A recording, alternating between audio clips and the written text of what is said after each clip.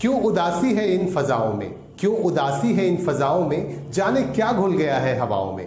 आप देख रहे हैं खास बात इंडिया, मैं हूं संजय सिन्हा। आप तमाम दर्शकों का इस न्यूज बुलेटिन में बहुत बहुत स्वागत है। आइए खबरों से हम आपको जोड़ते हैं। फर्ज कीजिए कि अगर कोई आपको कहता है कि आप समुंदर की लहरों पर चल सकते हैं, तो आपका भी मन करेगा चलने को, लेकिन आप कैसे चलेंगे? इसके लिए आपके पास कोई जुगाड़ हो तभी आप चल पाएंगे समुंदर की लहरों पर। समुंदर की लहरों पर चलना बिल्कुल आसान नहीं होता है, लेकिन इसे आसान कर दिया है केरल के पर्यटन विभाग ने। केरल में कोझिकोड में समुंदर की लहरों के बीच आप चल पाएंगे एक चलते हुए पुल के जरिए। एक विशेष तौर से पुल बनाया गया है जिसके जरिए आप समुंदर की लहरों पर चल सकेंगे, आनंद ले सकेंगे। कैसे आप लेंगे मजा, आइए हम आपको दिखाते हैं ये खास नजारा।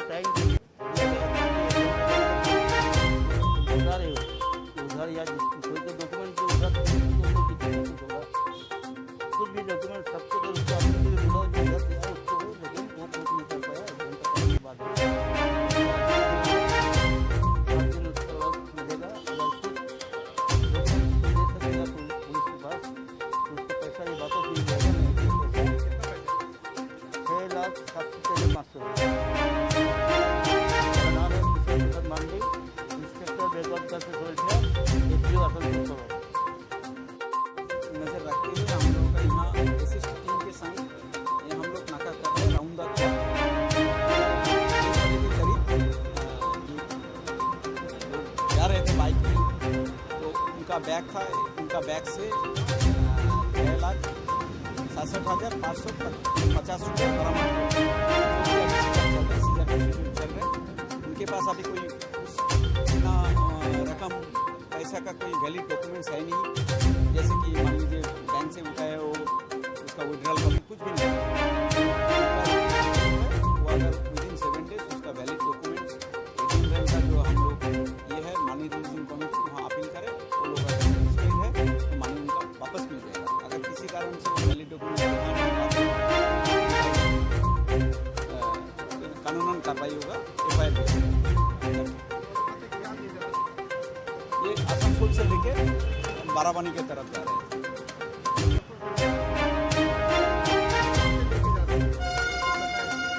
उसका कोई वैलिड डॉक्यूमेंट नहीं, वो तो कह रहा है कि मेरा खुद का ट्रीटमेंट ये है, कुछ भी बोले, लेकिन उसका कोई वैलिड डॉक्यूमेंट कहाँ से नहीं है, उसका कोई वैलिड डॉक्यूमेंट्स है नहीं। সাহায্য নিয়ে ধার করে আমি ট্রিটমেন্টে যাওয়ার জন্য ইয়ে করেছিলাম, তো সেই জন্য মাঝরাতে পুলিশ আটক করেছে। বাস ওটাই তো গল্প। খাসতে যা আমার কিডনি কোভিড হয়েছিল, আমার 12 দিন হসপিটালে ভর্তি ছিলাম। আর কিডনি, হার্ট, লিভার, চোখ এগুলো ইনফেকশন হবে। আমি দিল্লির অ্যাপোলো আন্ডারে ট্রিটমেন্ট আছি। এরা বলছি যার কাছে নিয়েছে যার কাছে নিয়েছে সেই প্রমাণ করবে। আর বন্ধু কাছে ধার নিলে বন্ধু তাই প্রমাণ কাগজ হলো আমরা করি। আর আমার মেডিকেল আন্ডারে আছি, আমার কাছে কাগজ আছে দিল্লি এখন। আর আমি যে 12 দিন কোভিড হয়েছিল হাসপাতালে ভর্তি ছিলাম, তারও কাগজ আছে। আমার kidney, heart, liver problem. Somnath রায়।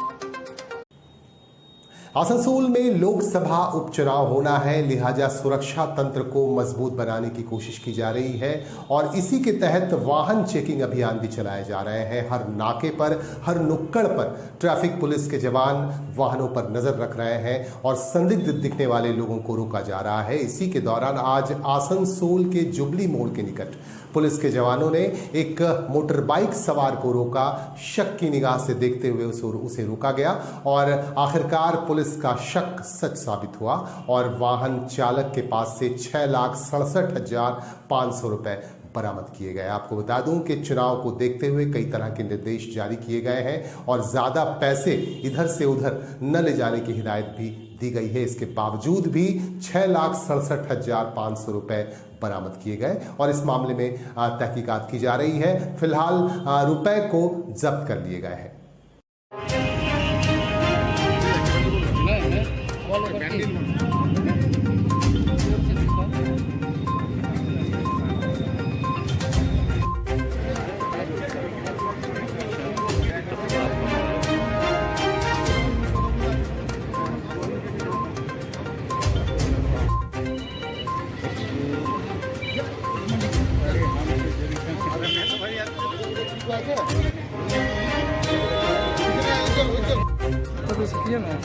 आप भोग रहे हैं ना?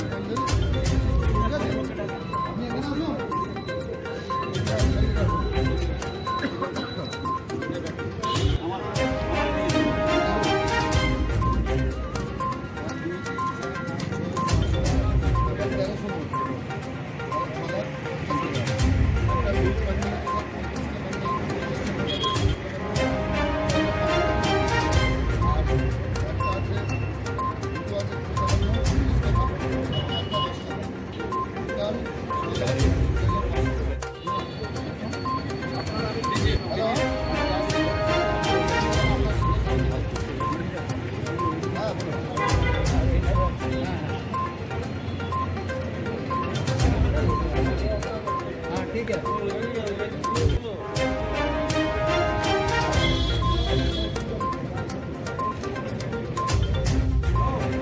पूरी पानी जाएगी।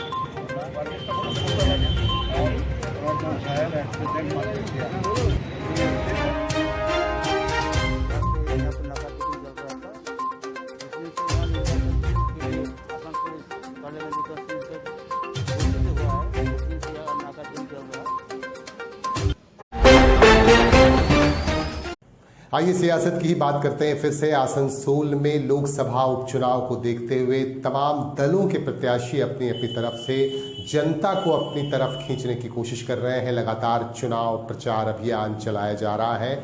वाम मोर्चे के उम्मीदवार जो मार्क्सवादी कम्युनिस्ट पार्टी से हैं, पार्थो मुखर्जी भी लगातार जनता तक पहुंच रहे हैं और अपनी बातें पहुंचा रहे हैं और वो अपने आप को, अपनी पार्टी को, अपने दल को एक विकल्प के तौर पर बता रहे हैं। और इसी के दौरान आज आसनसोल के कई क्षेत्रों में जाकर पार्थो मुखर्जी ने वहां की जनता से मुलाकात की और अपने पक्ष में वोट डालने की अपील लोगों से की। साथियों, पार्थो मुखर्जी नेता आपके इलाके से बदला सोच लेंगे, यही हम आप लोगों को अनुरोध करते हैं। और आगामी दिन हम लोग सब मिलकर जो मजदूरों का जो हित के लिए लड़ाई करता है, पार्थो मुखर्जी जिंदाबाद, पार्थो मुखर्जी जिंदाबाद, वाम फ्रंट जिंदाबाद। धन्यवाद। সবে শুরু করেছি, পরপর কদিন দেখছি মানুষের সাড়া আছে, নীতির বিরোধিতা মানুষ করছে। আজ কিন্তু আপনারা বন্ধ রেখেছিলেন, বন্ধে তো আপনারা নামেননি কেন? বন্ধে নামার প্রশ্ন নয়, বন্ধে আমরা নেমেছি কিন্তু নির্বাচনী বিধি আমরা মেনে চলেছি।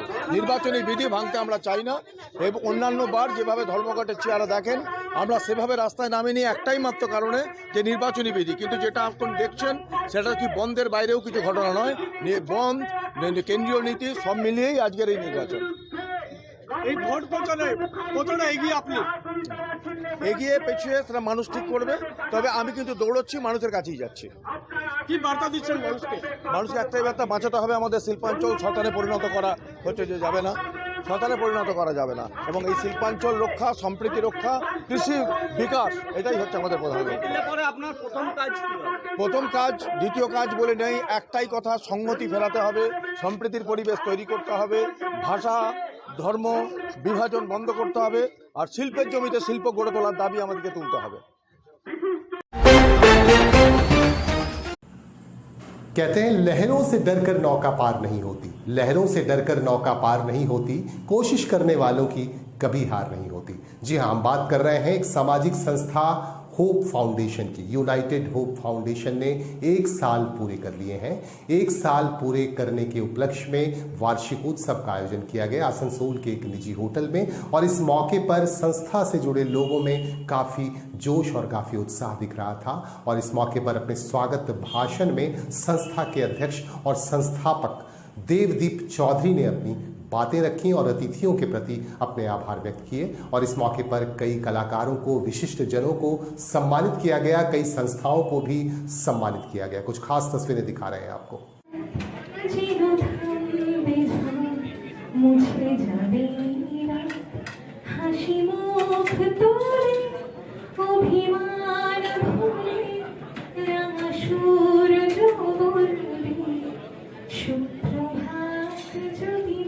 এটাকে যদি আরো ভালো করে যদি করা যায়, ভিডিও খুব ভালো করেছে যিনি করেছেন, এটাকে যদি ভয়েস দিয়ে, পিছন থেকে যদি ভয়েস দিয়ে সিনেমার মতো যদি করা যায় তাহলে খুব ভালো লাগবে দেখতে।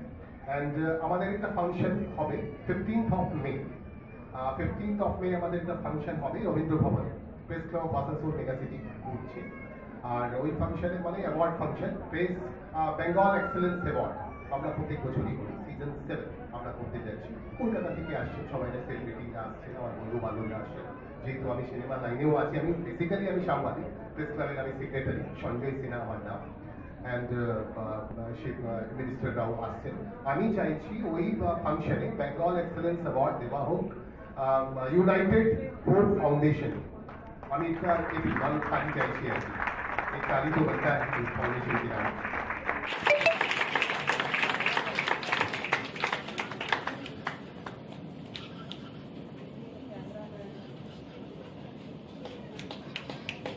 একটু জোরে হাত তালি হয়ে যায়।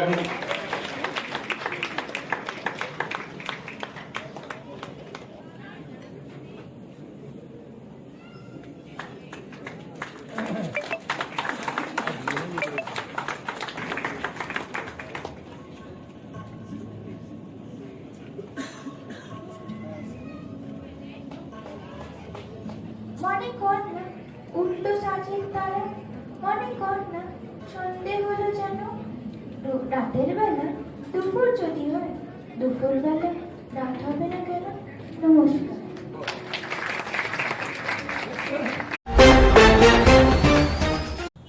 आइए दोस्तों, फिर से चुनाव की बात करते हैं। आसनसोल लोकसभा उपचुनाव को देखते हुए स्ट्रांग रूम की तैयारी भी शुरू कर दी गई है। 12 तारीख को, 12 अप्रैल को यहाँ वोट होना है, चुनाव होना है, और 16 तारीख को, 16 अप्रैल को रिजल्ट आएगा, मतगणना होगा। इसके लिए स्ट्रांग रूम की तैयारी की जा रही है।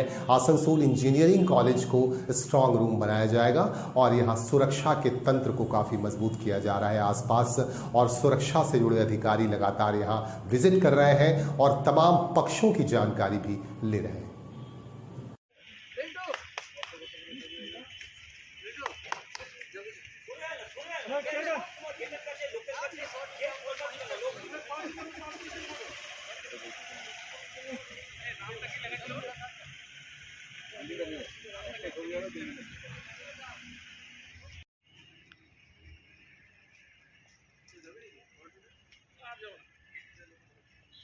এটা তো হয়ে যাবে তো, বলে দিল তো।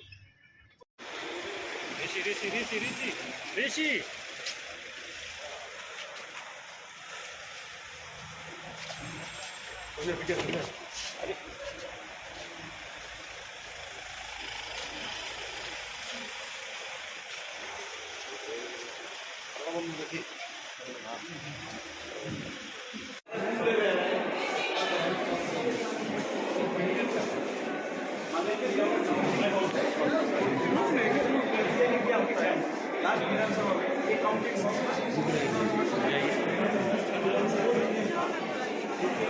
नीचे होके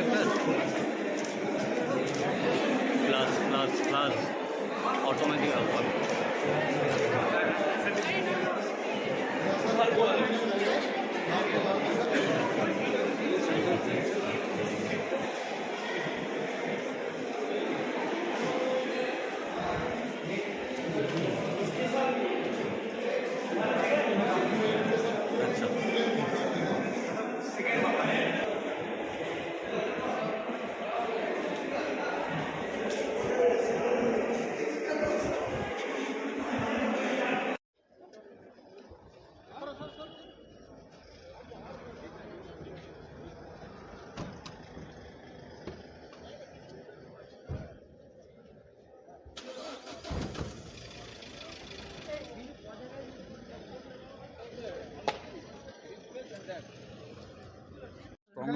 अरेंजमेंट है वो दिखाया প্যারামিলিটারি মানে আজকে কি পরিদর্শন হলো? প্যারামিলিটারি যে সিও সাহেব এসেছেন ওনাকে স্ট্রং রুমের অ্যারেঞ্জমেন্টটা দেখানো